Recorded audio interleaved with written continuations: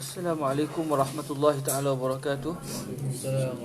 Alhamdulillahi rabbil alamin, wassalatu wassalamu ala asyrafil anbiya'i wal mursalin, sayyidina wa maulana Muhammadin wa ala alihi wa sahbihi ajma'in.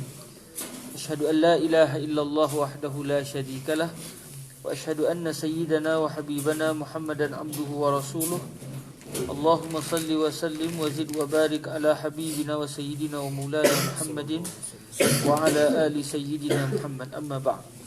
Alhamdulillah, syukur kita kepada Allah Subhanahu wa taala di atas kesempatan yang direzekikan oleh Allah Subhanahu wa taala kepada kita pada hari ini untuk kita menyambung bacaan kitab Jam'un Nihayah fi Badi'il Khairi wal Ghayah. Tadi hadis yang ke-52 tu macam kita terdesak sikit pada hazan. Saya baca sekali lagi lah atas permintaan sebahagian para sahabat.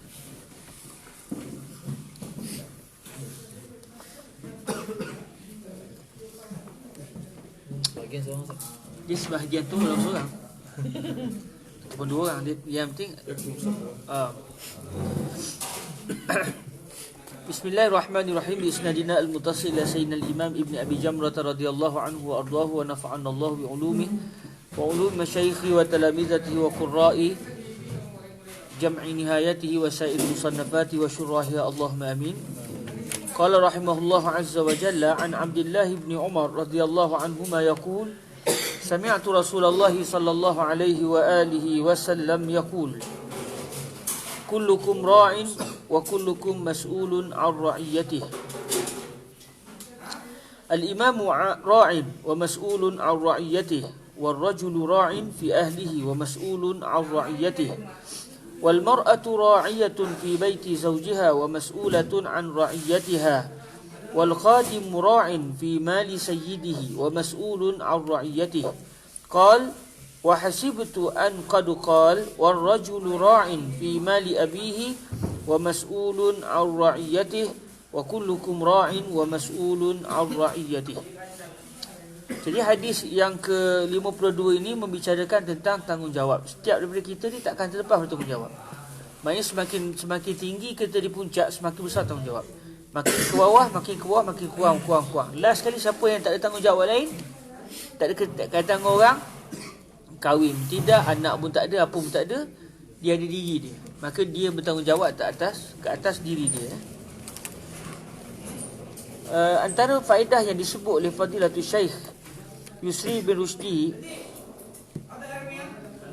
kata beliau, setiap kita ni mampu untuk mendirikan Islam dalam jasad kita. Ya? Kata Fadilatul Syekh, setiap seorang itu dia mampu untuk melaksanakan hukum hakam syarak di dalam jiwa dia sendiri dan juga di dalam ahli keluarga dia. Maka kalaulah penerapan pelaksanaan syarak itu berlaku pada setiap jiwa insan dan berjaya diterapkan dalam ahli keluarga dia, setiap orang begitu, maka saya tak langsung berlaku pelaksanaan syariat secara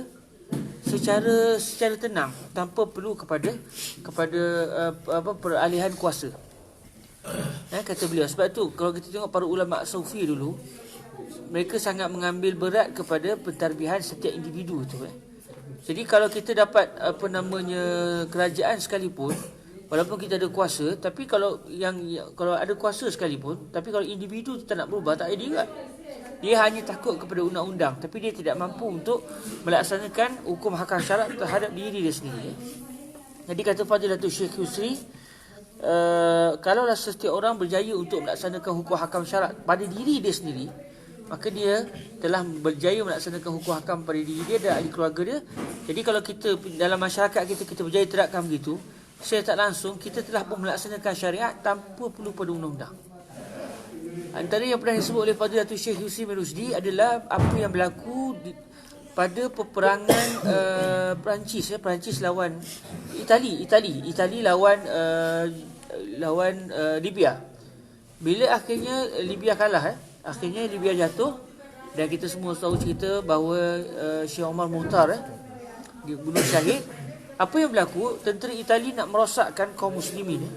Mereka tawanan-tawanan itu diletakkan dalam satu tempat, dalam masa yang sama campur lelaki perempuan. Tak ada khemah untuk lelaki, tak ada khemah untuk perempuan, menyebabkan orang perempuan tidur sebelah orang lelaki mengikut dam gitu. mereka cadangnya untuk merosakkan jati diri kaum muslimin. Yalah, kalau dah pakat dah setahun duduk begitu, mestilah ada juga yang fikir nak buat maksiat tu.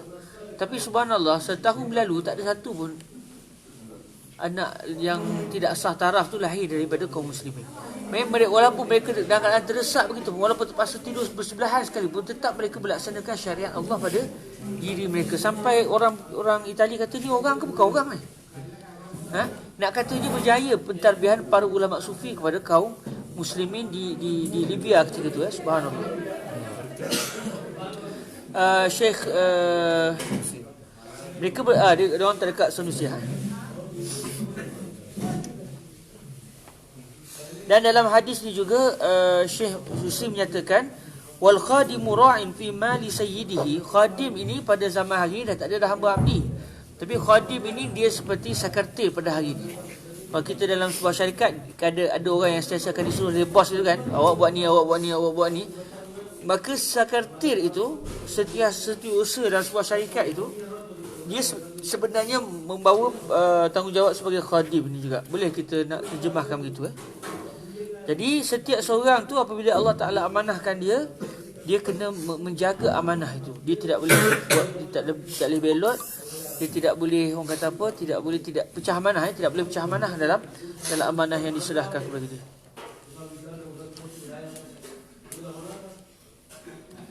Kata Fadilatul Syekh Husri, Rasulullah SAW bersabda, kafa bil mar'i isman ayyudayya' man ya'ud. Kafa bil mar'i isman ayyudayya' man ya'ud. Cukuplah satu orang tu dianggap berdosa apabila dia sudah mencuaikan orang yang berada di bawah tanggungjawab dia. Jadi kita sendiri peranan kita besar. Kita sebagai asatizah, peranan kita adalah untuk mendidik masyarakat. Kita akan jadi suami. Macam mana kita nak laksanakan syariat dalam ahli keluarga kita, anak-anak kita. Semua itu adalah tanggungjawab besar yang kita wajib lakukan. Sebelum, kalau di kalangan kita Allah Ta'ala rezekikan boleh pegang jawatan besar dalam kerajaan, lagi-lagi lah. Jadi setiap di mana saja Allah Ta'ala letakkan kita, hendaklah kita menerapkan pelaksanaan syariat di situ. Baik, hadis yang seterusnya, wa anhu bihi qala an Anas radhiyallahu anhu yaqul kana an-nabiy sallallahu alaihi wa alihi wasallam idza ishtadda al-bardu bakkara bis-salati wa idza ishtadda al-harru abrada bis-salati, yani al-jumu'ah.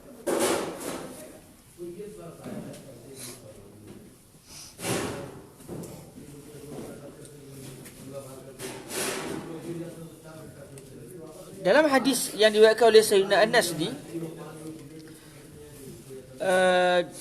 beliau mendatangkan satu hadis yang menunjukkan Nabi ni apabila sejuk yang bersangatan, musim sejuk lah, kita pun dah mula nak masuk sejuk ni. Tapi kalau betul-betul kita berada di musim sejuk di Madinah, sejuk betul, lebih sejuk daripada Mesir, dan lebih dahsyat sejuknya lepas main subuh. Kami masuk umrah tahun lepas rasa benda tu. Malam sejuk, tapi lepas main subuh lagi sejuk. Dalam waktu duha tu sangat-sangat sejuk. Lebih dahsyat sejuk dia berbanding dengan sejuk pada waktu malam. Mesti terbaliklah, malam yang sejuk tu, pagi dah tak sejuk dah. Okey, jadi Nabi apabila masuk musim sejuk, baginda akan menyegerakan sembahyang pada awal waktu. Maknanya selepas daripada qamat, lepas pada azan, tunggu sekejap orang sembahyang sunat semua, lepas tu qamat sembahyang terus. Tapi kalau pada musim kalau bersangatan panas, maknanya khususnya pada waktu zuhur lah, itulah waktu yang panas sangat tu. Waktu masuk zuhur tu memang panas sungguh. Dan kita boleh bayangkan Madinah ketika tu tak adalah hotel-hotel yang tinggi-tinggi tu, jadi tak adalah bayang. Bila tak ada bayang, rumah pun rumah kecil-kecil je. Jadi orang nak pergi ke masjid terpaksa menerima terik matahari. Jadi Nabi SAW akan menyejukkan sembahyang. Maksud menyejukkan sembahyang ni, iaitu didirikan sembahyang bila dah ada bayang.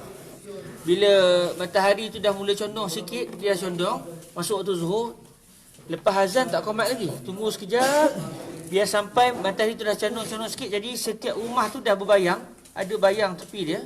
Sebab kalau matahari masuk zuhur tu, bayang sikit je, kecil je. Orang lalu pun terkena panas lagi. Jadi bila bayang setiap rumah tu sudah mula memanjang, jadi orang nak pergi masjid dah mudah dah. Boleh lalu celah-celah bayang tu. Jadi tidaklah terlalu sukar mereka untuk pergi solat kerana kepanasan matahari.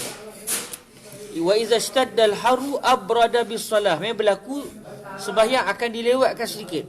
Lepas azan tunggu lama sikit. Tunggu lama, jadi sahabat-sahabat taklah segera keluar dari rumah. Bila dah ada bayang tu, okey, dah masing-masing dah boleh celah-celah rumah dan dah bayang tu tidak menghalang mereka daripada kena panas matahari, barulah selepas itu Sayyidina Bilal akan iqamat solat. Ya'ni al-jumu'ah, iaitu yang dimaksudkan dengan sembahyang dilambatkan tu iaitu sembahyang Jumaat. Kata Fadilatul Syekh Yusri bin Rushdi, kalimah ya'ni al-jumu'ah itu adalah kefahaman perawi. Perawi faham maksud wa iza ishtaddal harru abrada bis salati. Okey, solat apa? Ai al-jumu'ah. Perawi hadis ini memahami maksud Sayyidina Anas adalah solat yang dilambatkan tu adalah sembahyang Jumaat. Maksud sembahyang Jumaat dia lewat. Namun kata Fadilatul Syekh Yusri bin Rusdi, kefahaman perawi ini tidak tepat. Beliau faham bahawa yang dimaksudkan Nabi melambatkan sembahyang ni adalah Nabi tunggu lewat sikit, jadi orang sembahyang apa start khutbah apa semua lewat. Jadi kata Syekh Yusri, kalau itu yang berlaku, sebenarnya itu bukan menyenangkan musallun, itu yu'azzib al-musallin. Sebab para sahabat mereka datang awal masjid pada Jumaat. Tak fikir kan untuk datang awal solat Jumaat.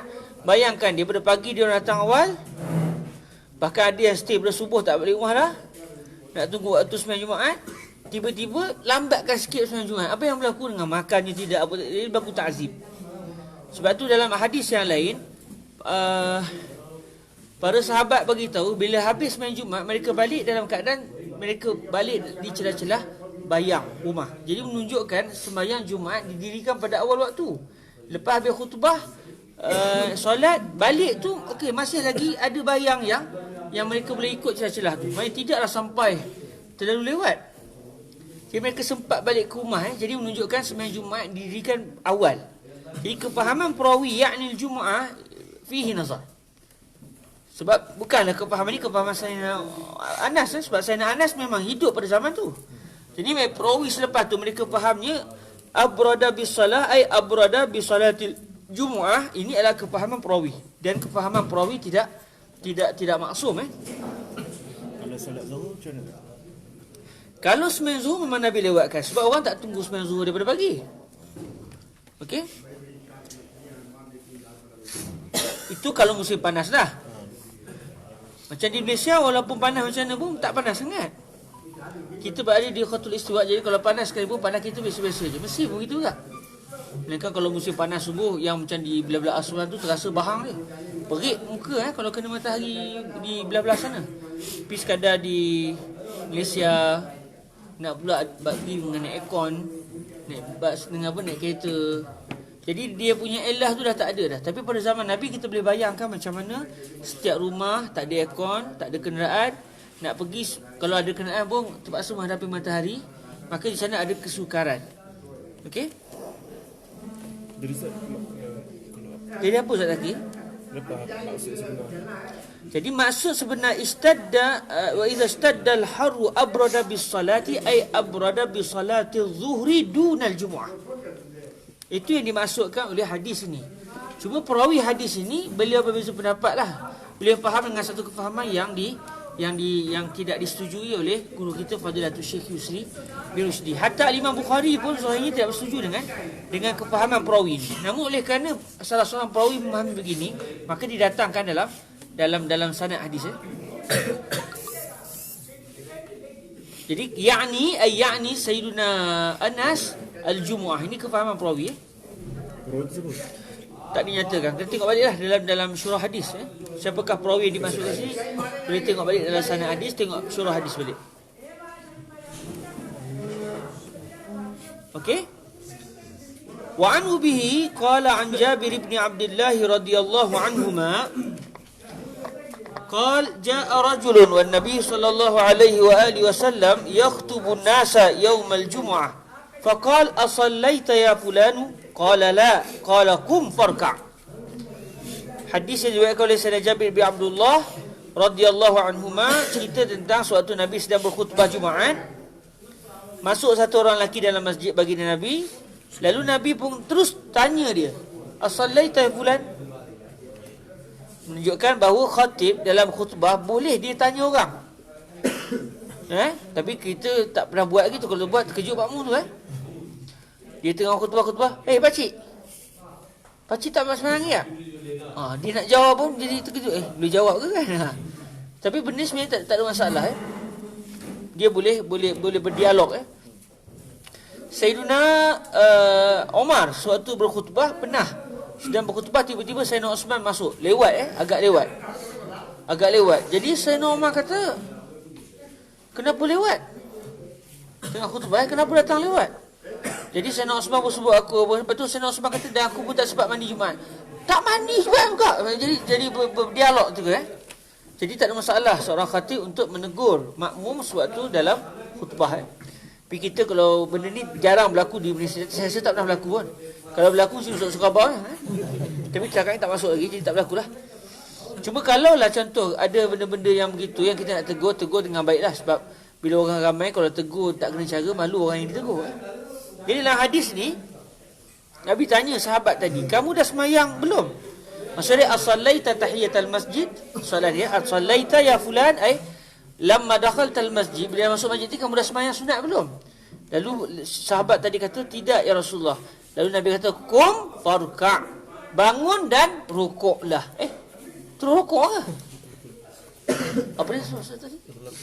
Itlaqul juz. Betul? Allah wa iradatul kul. Allah. Jadi di sini berlaku majaz. Itlaqul juz'i wa iradatul kul. Disebut satu juzuk. Dalam sembahyang ada banyak rukun kan? Tapi Nabi sebut sini, "Qum farka'." Sila bangun dan sila rukuk. Jadi maksudnya sila bangun dan lakukanlah solat yang di dalam solat itu ada rukuk. Jadi sini ini gaya bahasa Arab. Dalam bahasa Melayu kita kadang tak jumpa ni. Tak ada dalam ucapan kita, bangun rukuk. Dia kata, rokok je ke? Kalau bahasa Melayu kita tak. Tapi dalam bahasa Arab, gaya bahasa Arab memang ada. Dia gunakan satu kalimah tapi diinginkan adalah seluruhnya. Wa yabqa wajhu rabbik. Bukan maksud dia yang dimasukkan wajh ini maksud zatu rabbik. Itlaqul wajh wa iradatu al-zat.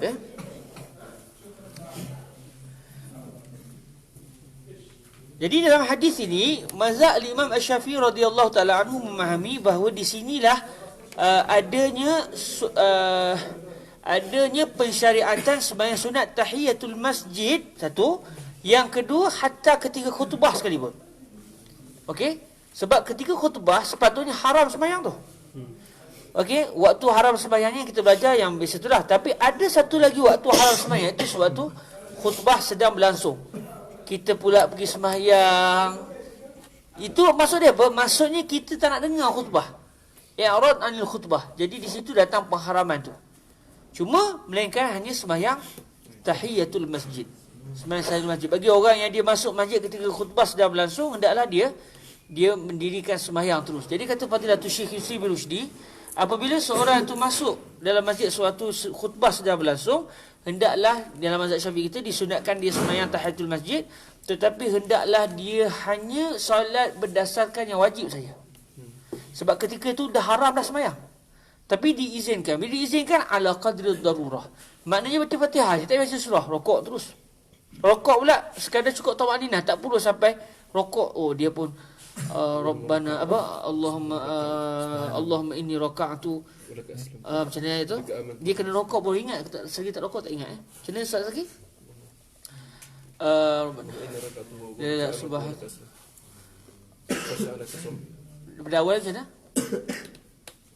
Allahumma laka raka'tu wa bika amantu wa laka aslamtu khasha'a laka sam'i wa basari wa mukhi wa 'azami wa basari wastaqallat bi qadami lillahi rabbil alamin. Lepas tu baca kali kedua pula. Wow, sedap dia khusyuk. Yang si imam sedang khutbah geram kan. Jadi dah tak dituntut dah. Cukup dengan baca Fatihah, rokok sekadar tamakninah dan segera. Jadi kata Fadilatul Syekh Yusri bin Rushdi, antara kesilapan yang sering berlaku adalah bila satu orang masuk dalam masjid, sewaktu azan kedua, lepas azan tu orang akan mendengar khutbah. Biasanya kita akan buat apa? Kita masuk masjid, tiba-tiba orang tengah azan. Kita buat apa? Berdiri. Tunggu habis azan baru kita sembahyang. Bila kita sembahyang, bila imam dah start khutbah, maka kata Syekh Yusri, sepatutnya bukan begitu. Sepatutnya sewaktu sewaktu azan tu kita sembahyang. Sebab ketika itu tidak haram sembahyang. Tapi kalau kita lewatkan, main kita sudah sembahyang di waktu yang haram, sedangkan kita boleh sembahyang pada waktu yang tidak haram. Dan ini secara peribadi saya tak pernah dengar daripada mana-mana masyayikh, ya.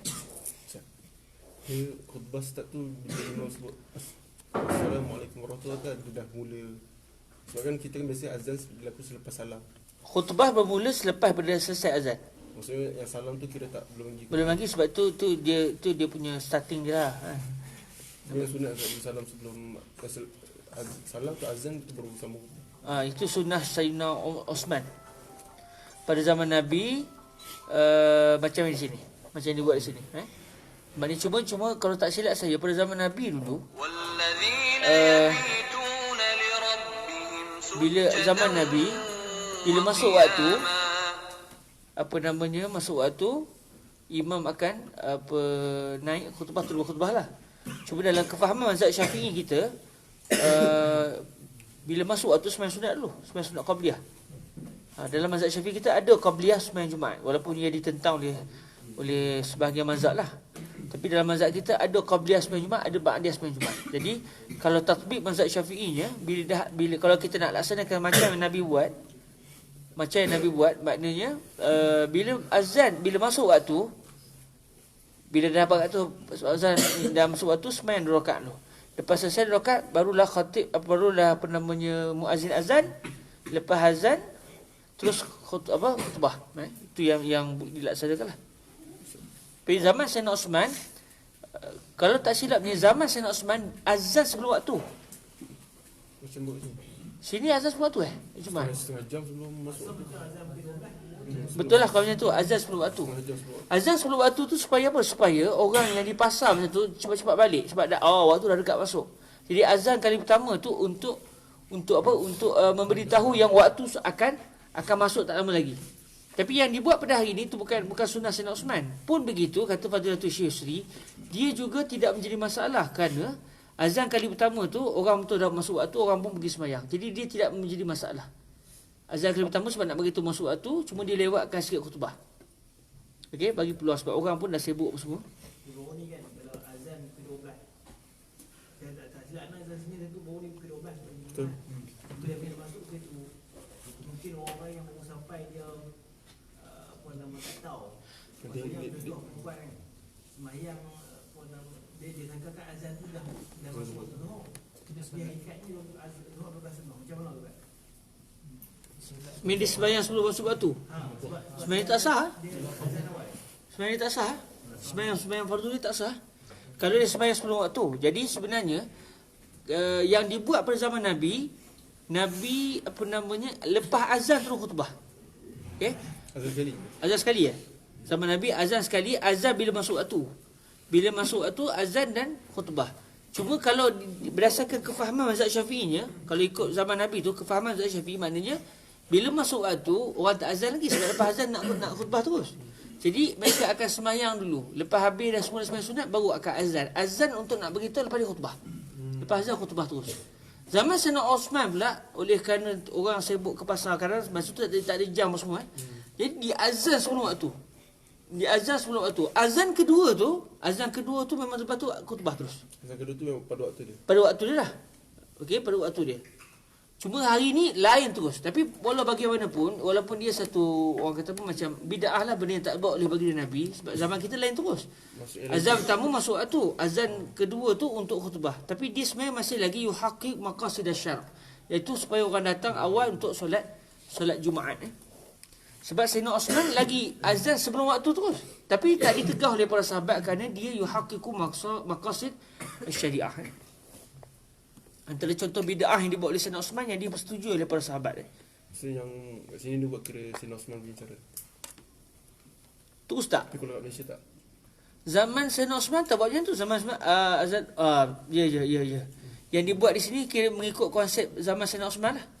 Macam di Malaysia tak juga. Macam saya pergi di Perlis ni,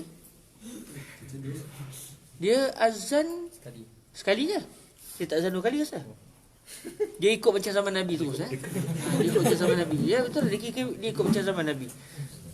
Ustaz, itu yang kat sini yang orang mana tu lepas azan yang katakan pukul 12 kan. Lepas tu tak bangun solat sunat. Tu solat sunat apa? Antara yang bangun tu saya lah, sebab kita terlupa orang sini macam mana kan.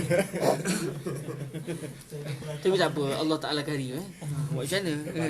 Syabat pahala, jangan takut Lagipun hari Jumaat kan waktu istiwa tu tidak haram sembahyang Perbuatan para sahabat ni sunat ke kalau kita ikut? Macam mana akhi? Dia kalau macam azan tadi kan, sunat ke kita ikut? Macam Nabi ke? Dia ketika itu umat Islam boleh pilih lah. Sebab yang Nabi buat pun betul, kena pada zaman Nabi. Yang dibuat oleh Sayyidina Osman pun tak ada masalah.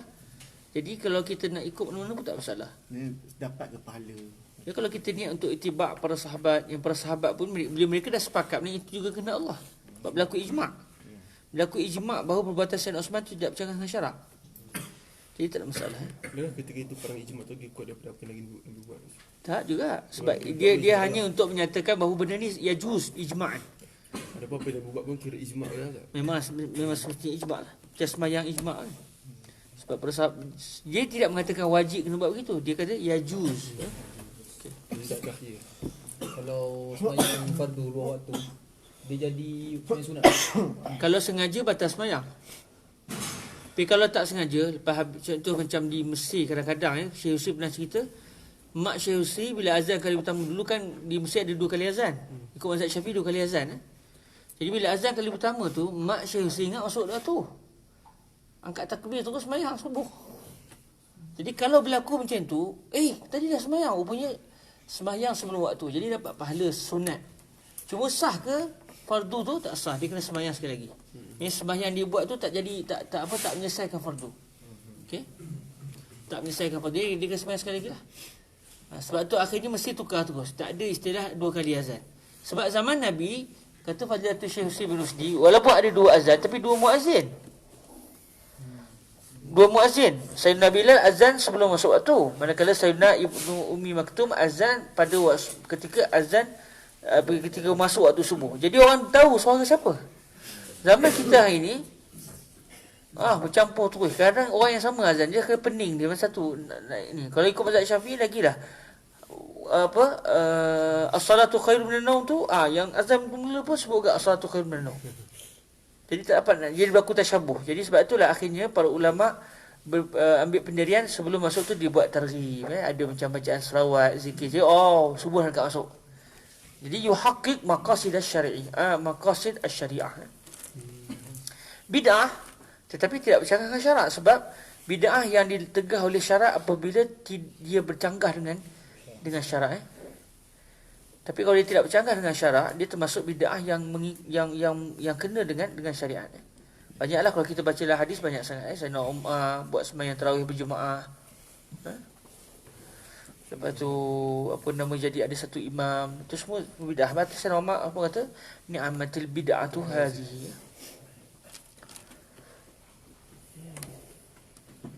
Okey, hadis yang keseterusnya. Okey, untuk hadis ini berlaku khilaf dalam mazhab lain. Mereka tidak memandang kena sunat kalau siapa yang lewat masuk masjid, imam sedang khutbah duduk terus. Habis hadis ni macam mana? Dia orang ni bercanggah hadis. Lawan Nabi ke? Tak. Mereka faham Nabi suruh berdiri tu bukan untuk solat tu, tapi untuk memperkenalkan orang yang berdiri ni siapa. Orang pun tengok, ya Allah pakaian dia. Orang susah. Kebetulan yang berdiri ni seorang sahabat Nabi yang susah, pakaiannya susah. Jadi orang tengok, kesian dia. Jadi lepas tu pakat-pakat bagi sedekah pada dia. Jadi Nabi suruh bangun tu untuk perkenalkan dia kepada para sahabat Nabi yang lain. Cuma mazhab Syafi'i kata, tak ada pun. Nabi suruh ni, jadi kita pakai yang zuhur, farka. Jadi setiap orang dia berbeza pendapat dalam memahami satu hadis. Jadi bila fuqaha berbeza, bukan sebab mereka tak jumpa hadis, tapi mereka berbeza pendapat dalam memahami hadis. وعنه به قال عن أنس بن مالك رضي الله عنه قال أصابت الناس سنة. Subhanallah, kalimah sanah, kata Fadilatul Syekh Yusri, kalimah sanah ni maksud dia, kalau kira sanah tu maksud dia tahun lah. Tapi bila guna kalimah sanah, maksud dia tahun yang musibah. Jadi kalau tahun yang makmur, dia tak panggil sanah, dia panggil am. Jadi kalau kita kata kullu sanah wa anta tayyib tu, doakan supaya orang tu dia punya tahun ni banyak musibah tu. Tahun kamu ni banyak musibah tapi kamu baik. Bagus.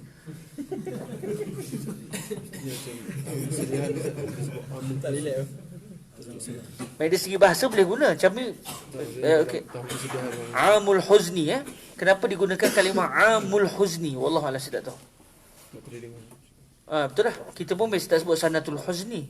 Amul huzni. Memang mungkin dari segi bahasa boleh digunakan, tetapi biasanya as-sanah merujuk kepada kemarau. Sini sanah sini maksudnya tahun kemarau. Sanatun. Jadi kalau kita nak guna kalimah, elok kita pilih gitu. Kalau tahun tu tahun yang ujian, kita sebut sanah. Jadi sebab tu para ulama kata kullu am wa anta bi khair. Kullu am anta bi khair. Kalau kullu sanah wa anta tayyib, maknanya zahir dia sedap, tapi sebenarnya mendoakan tahun itu tahun musibah. Pada orang tu cuma dia kuat. Wala tatamannu liqa al-adu was'alullaha al-afiyah. Asabatin nasa sanatun ala ahdi Rasulillah sallallahu alaihi wa alihi wasallam. Main dalam satu tahun tu, tahun itu hujan tak turun jadi kemarau. Maknanya walaupun kita mengikut syariat, tak mustahil ujian Tuhan akan bagi. Jadi orang yang paling teruk menerima pujian Allah adalah al-anbiya, summal lazina yalunahum, summal lazina yalunahum. Tengok, bukankah Nabi tu sayyidul anbiya? Bukan sekadar Nabi biasa, ulul azmi, sayyidul ulul azmi lagi. Tapi tetap ada ujian. Jadi itu memang lumrah di atas dunia ni, fitrah. Jadi kita mengikut syariat tapi dapat ujian, alhamdulillah, mai ada yang Allah nak bagi kepada kita. Fa bainama an-nabiy sallallahu alaihi wa alihi wasallam yakhutubu fi yaumi jumu'atin, qama a'rabiyyun faqala ya Rasulullah halaka al-mal wa ja'a al-'iyal fad'u Allah lana, farafa'a yadayhi wa ma nara bis sama'i qaza'atan. Kata Sayyidina Anas bin Malik, masa Nabi sedang berkhutbah, lelaki ni terus kata, ya Rasulullah, boleh kita berdialog dengan imam. Sekiranya benda yang kita sebut tu benda penting. Ni, mam, lawa baju mam. Imam tu kata, shut up you. Jadi ganggu khutbah lah. Tapi kalau macam ni, memang ketika tu semua orang dalam ujian, banyak tumbuh-tumbuhan mati, binatang ternak banyak mati. Jadi permintaan dia tadi ada besar, ada benda dia, ada kepentingan dia. Jadi dia mohon kepada Rasulullah agar berdoa. Lalu kata dia, banyaklah binatang-binatang mati, harta kita banyak rosak. Harta rosak ni binatang-binatang banyak mati lah. Keluarga kita semua dah kelaparan, makanan dah tak ada. Fadu'ullaha lana. Di sini menunjukkan bahawa kenapa sahabat dia tak angkat tangan terus? Ke Allah tak dengar ke kalau kita kena dengan Nabi? Wasitah. Di sini kita belajar bahawa doa ni kita boleh berdoa. Tidak perlu pada wasitah dalam doa pun. Tetapi dari segi mustajabnya doa itu, lebih lagi sekiranya doa itu keluar daripada mulut orang soleh. Sebab tu orang sini, sahabat Nabi tadi boleh ya?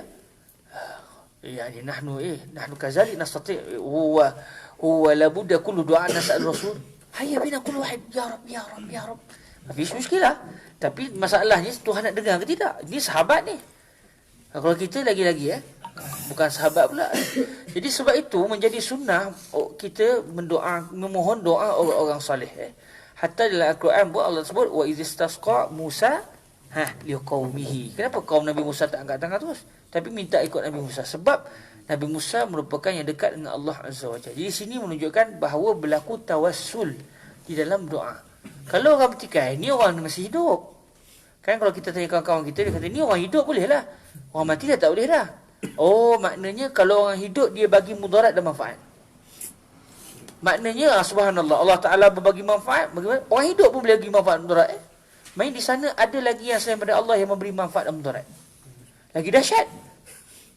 Lagi dahsyat syirik tu kan. Betul tak? Jadi maknanya akidah kita Ahlussunnah, al-makhluk la yanfa' wa la yadur. Hakikatnya makhluk tidak memberi manfaat, tidak memberi mudarat. Yang memberikan mudarat dan manfaat adalah hanya Allah. Namun orang-orang soleh ni, kata Fadilatul Syusri, adalah merupakan tempat takungan rahmat Allah. Kalau kita nak ambil rahmat tu, takungannya di situlah. melalui mereka. Sebab tu kita, ya akhi Syekh, doakan ana Syekh. Boleh jadi doa terus. Kan? Boleh je, tapi di sini kita belajar bahawa daripada zaman sahabat lagi mereka mengetahui bahawa mustajabnya doa itu lebih lagi sekiranya keluar daripada mulut baginda Rasul alaihi salatu wassalam. Sebab tu menjadi satu orang kata apa, satu tajribah ataupun menjadi satu benda yang sangat masyhur di kalangan para ulama. Mereka pergi ke bawah saleh dan mereka berdoa. Sebab doa mereka akan diaminkan oleh si mati yang mati dalam keadaan mereka beriman kepada Allah. Jadi kata Syekh Husri, bila satu orang Muslim berjaya mati sebagai mukmin, itu adalah karamah. Itu adalah karamah yang besar. Ustaz, kalau orang kata macam mana kita tahu yang dalam kubur tu pun doa? Saya tak dia kata macam permintaan kau sia-sia lah. Orang kubur doakan. Dalam kubur tu dah mati. Dia bukan boleh doakan macam ni. Kan dalam Quran sebut lahum ma yasha'una 'inda rabbihim. Kan kubur tu salah satu taman-taman syurga, kata Fadil Syekh Husri. Bila kubur salah satu taman syurga, maknanya mereka dalam kubur tu walaupun belum masuk syurga lagi, tapi setiap hari mereka melihat nikmat mereka dalam syurga tu. Seronok dalam kubur tu. Jadi dia nak minta apa semua Tuhan bagi dah, cuma belum lagi masuk ke syurga je. Bila doa orang yang dihijab pun di atas dunia pun doa didengar oleh Tuhan, apatah lagi kalau didoakan dalam keadaan sudah tidak lagi dihijab. Maka dengan sebab itu doa orang yang sudah meninggal dunia ini makbul ni cepat. Cuma kita tahu ke dia diaminkan, mana kita tahu. Tapi kenapa kita tak bersangka baik, mana tahu ke dia doakan? Kan? Kalau kita tak berdoa langsung, memang dia tak doakan kita. Tapi kalau kita berdoa di sisi kubur itu, kalau dia kata amin, alhamdulillah. Sebab tu menjadi satu pengalaman tajribah, kata Syekh Husri, berdoa di kubur-kubur orang salih, doa mustajab. Dan ini adalah tajribah. Okey, pukul apa kita sekarang ni? Sebab dia suruh berhenti pukul 10.30. Ha? Sebabnya waktu kita doa tu, kita minta si mati doakan kita ataupun. Okey. Dia bila kita berdoa di kubur orang-orang soleh, kubur para aulia, kubur para sahabat ni, sama ada kita berdoa ya Rabb, kita berdoa macam biasa, cuma dengan harapan bila kita berdoa di tempat-tempat barakah tu, mana tahu si mati kata ya Rabb istajib da'watuh. Satu. Dan tak ada masalah juga kalau kita berbicara terus dengan si mati. Kata para ulama kita tak ada masalah, sebab si mati itu yang mati jasadnya, rohnya masih ada. Jadi tak ada masalah. Kita sudah kata ketika ziarah Sayyidina Husain, ya hafida Rasulillah, ya sayyida syababi ahli jannah, anna kaza ud'ullaha li. Itu je, bukan ya Sayyidal Husain, anta ilah, anta rabbi. Mana ada orang Islam kata begitu? Kata Fadil Syekh, bayangkan Rasulullah pun tak terfikir kita nak kata Rasulullah tu adalah ilah. Setiap kali sembahyang kita kata asyhadu anna sayyidana Muhammad, Allah la Rasulullah. Mereka kalau Rasulullah tu sendiri tak terfikir umat Islam untuk menyengutukan Rasulullah dengan Allah, maka apatah lagi dengan aulia yang lain. Jadi sebenarnya tak terfikir di kalangan hati orang mukmin yang betul-betul ni bahawa dia akan mensyirikkan Allah dengan si mati. Dia dah mati. Dia pun kalau Tuhan tak mati. Tapi masa dia dah meninggal. Tapi nak ceritanya kita natakallam min haisul ruhaniyah. Nabi Allah Musa AS ketika mana minta supaya Rasulullah minta dengan Allah Ta'ala supaya kurang tu, Nabi Musa masa tu dah masih hidup ataupun dah meninggal sebenarnya. Habis tu, kita ni macam mana? Dapat manfaat orang mati ke macam mana? Ya. Ruh itu tidak mati. Yang mati hanya jasad. Sebab tu, kullu man 'alaiha fan.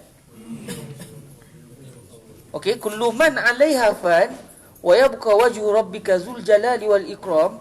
Sebenarnya antara yang tidak mati juga adalah ruh.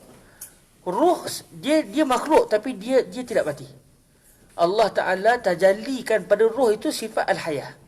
Jadi bakok roh tu berkekalan. Dia tak akan ditempuh dengan kematian dan sebab tu. Jasad akan mati. Jasad akan mati.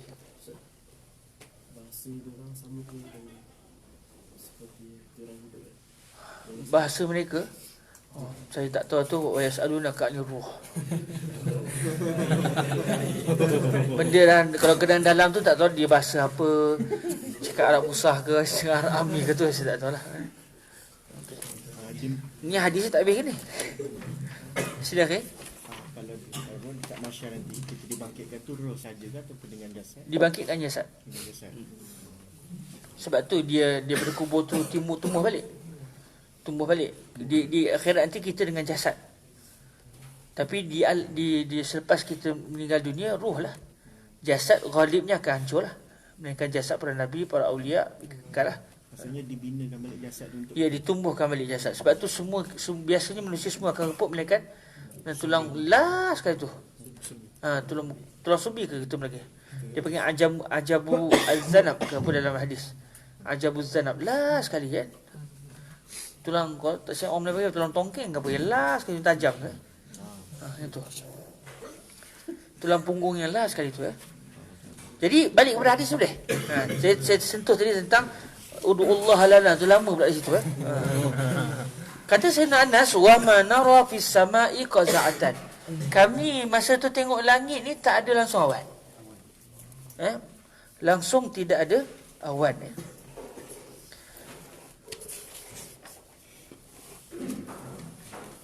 Qaza'ah ni kalau ikut dalam masalah kata Syekh, iaitu qita'ah saghirah min sahab. Bukan awan semata-mata. Kecil awan pun tak ada.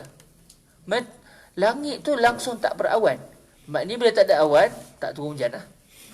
Okey, sebab hujan akan turun sekiranya ada awan, sebab awan yang menanggung hujan. Fawallazi nafsi biyadi.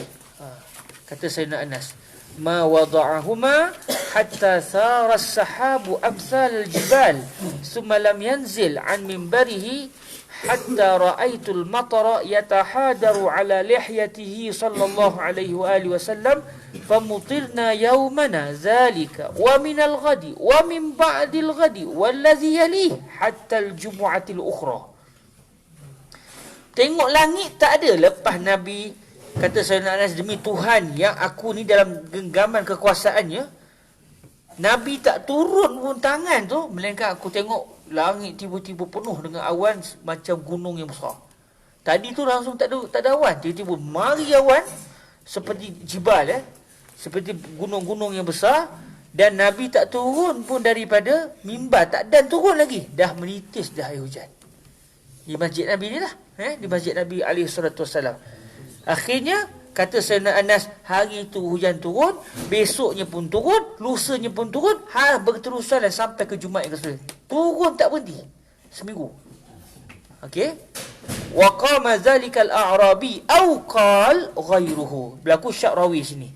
Adakah Sayyidina Anas sebut akhirnya selepas berlalu seminggu tu a'rabi yang sama atau lelaki lain? Faqala ya Rasulullah tahaddama al-bina' wa ghariqa al-mal fad'ullaha lana.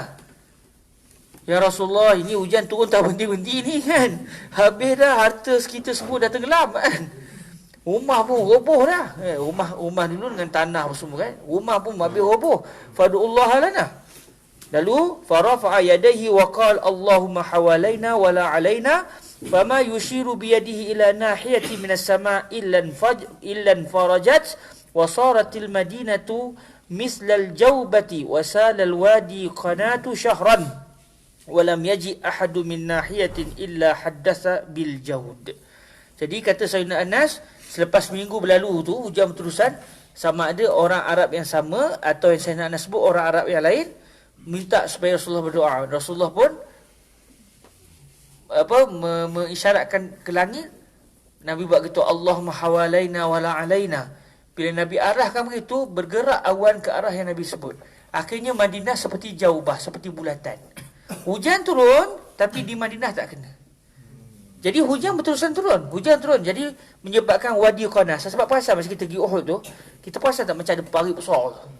Saya search internet, rupanya itu adalah wadi Qanas. Panjang wadi Qanas ni panjang. Bila hujan turun, kawasan tu akan jadi berair. Dia jadi macam terusan air. Jadi berterusan hujan turun menyebabkan sampai air di wadi Qanas tu mengalir lebat, dan semua yang datang di Madinah semua cerita, wah memang subur tanah-tanah kita semua. Nak ceritanya, kata Fadilatul Syekh Husri, Nabi ni lahu tasrif. Sebab Nabi ni Rasulullah, maka wakil kepada Allah, apa yang dia nak juga berlaku. Sebab Allah Ta'ala memberikan keizinan kepada alam untuk taat kepada Rasulnya. Jadi bila Nabi buat gitu, semua ikut. Jadi panggil tasrif. Dan antara benda yang menarik yang disebut oleh Fadilatul Syekh Husri, kenapa Nabi daripada awal tak berdoa? Lepas tu dah hujan sampai seminggu, kenapa tak doa? Ya, ini dah lama sangat ni, ya Allah. kifayah salah yang kuais. Kenapa Nabi tak berdoa? Sampai tunggu sahabat minta baru Nabi doa.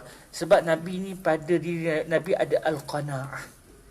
Tuhan nak bagi tanda hujan. Nashkurullah ala ma a'ta wa mana'. Tu dalam kesufian dia ajar tu, kita bersyukur kepada Allah pada apa yang Tuhan bagi dan apa Tuhan tak bagi. Tuhan tak bagi bersyukur, Tuhan bagi bersyukur. Tuhan bagi kemarau, okey. Hujan turun tak berhenti, dah Allah yang turun. Serah ke Tuhan. Dia ada al-qanaah gitu. Namun kenapa Nabi berdoa kepada Allah bila start saja umat minta dak? Nabi Rahim. Kepada umat ni dah khalas. Kalau untuk diri Nabi tak ada masalah, hatta banjir, hatta kemarau tak kisah. Tapi bila start saja, ya Rasulullah, macam mana kami ni? Bila saja berkait dengan umat bagi Nabi tak? Nabi terus mohon kepada Allah Azza wa Jalla. Tengok macam berlaku dalam peristiwa Isra. Bila dapat 50 waktu, ada Nabi ni tak bila, tapi bila Sayyidina Musa sebut je umat kamu tak mampu, Nabi bangun untuk memohon kepada Allah atas dasar di sini hub yang sangat-sangat tinggi daripada baginda Nabi kepada kita semua. Walhamdulillahirabbil alamin allazi ja'ala nabiyana Rasulullah sallallahu alaihi wa alihi wasallam. Okey, kita rasa dah pukul 10.30 tu. Supaya saya tak mengganggu pihak sana dan supaya kita nyaman baca hadis, kita tangguhkan untuk malam ni. Semoga diberkati Allah Azza wa Jalla. اللهم صل أفضل صلاة على أسعد مخلوقاتك سيدنا محمد وعلى آله وصحبه وسلم عدد معلوماتك ومداد كلماتك كلما ذكرك الذاكرون وغفل عن ذكره الغافلون اللهم صل أفضل صلاة على أسعد مخلوقاتك سيدنا محمد وعلى آله وصحبه وسلم عدد معلوماتك ومداد كلماتك كلما ذكرك الذاكرون وغفل عن ذكره الغافلون اللهم صل أفضل صلاة على أسعد مخلوقاتك سيدنا محمد وعلى آله وصحبه وسلم عدد معلوماتك ومداد كلماتك كلما ذكرك الذاكرون وغفل عن ذكره الغافلون سبحانك اللهم وبحمدك أشهد أن لا إله إلا أنت أستغفرك وأتوب إليك بسم الله الرحمن الرحيم والعصر إن الإنسان لفي خسر إلا الذين آمنوا وعملوا الصالحات وتواصوا بالحق وتواصوا بالصبر والسلام عليكم ورحمة الله وبركاته.